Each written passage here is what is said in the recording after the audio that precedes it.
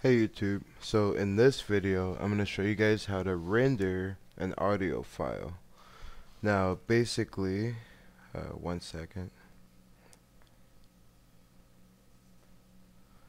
Okay, so basically what you guys need to do, basically what you'll use rendering an audio file for would be, say you're trying to put your FL Studio music or whatever on a CD, or you're trying to take just the sounds and throw it into Windows Movie Maker to make a movie with it and have pictures behind it or something.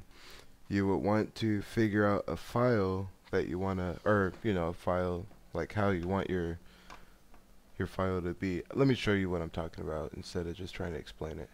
So basically what you guys need to do is up here at the top, you're going to see all of these little options here. You got your help, view project info, one-click recording, editor, render as audio file, save as or save as new version, or undo history. Click the little render as audio file right here. It's going to look like a little floppy disk with some audio lines on the top. So click that. Alright, and then it's gonna make you save it. So test, but it's not gonna overwrite your saved file that you already have. It's just creating an audio file. It's saving in two separate places, so don't worry about messing up anything, because it won't. Test 1. Alright, so you click save, and then this is gonna open up right here. It's gonna tell you how much, like how big the file is. It's going to tell you how many bars. So as you guys can see, I have 1 through 16 bars. 1, 2, 3, 4, 5, 6, 7, 8, 9, 10, 11, 12, 13, 14, 15, 16. Alright, so I can choose to use WAV, which is going to be right here, that big a file. Or I can use MP3. It's going to be a little bit bigger of a file, because I'm using MP3 and WAV. I can take WAV out and just use MP3. It cut my file down, a lot. Alright. The only difference with MP3 is you tend to lose a little bit of sound quality because it's compressing all the sounds together. But for YouTube, I use WAV now. I've always used MP3 up until about 3 months ago, but I use WAV. Alright, so say we use that, and then you have your 16-bit, 24-bit, 32-bit. I always use 16-bit. I just started using 24-bit.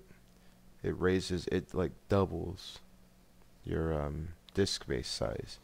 And then you have your bit rate, which is set at 160, but I always do 192 or 256, depending on like how crazy my song is or whatever. But 192 is about where I'm at all the time.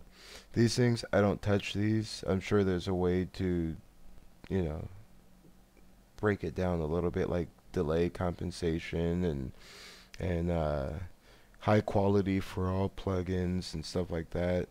You have your resampling right here, which I don't change. I don't do none of that. And then you can choose background rendering or start. Start means that when it starts rendering the file, it takes a little bit. It takes a couple minutes to do, depending on how big the song is.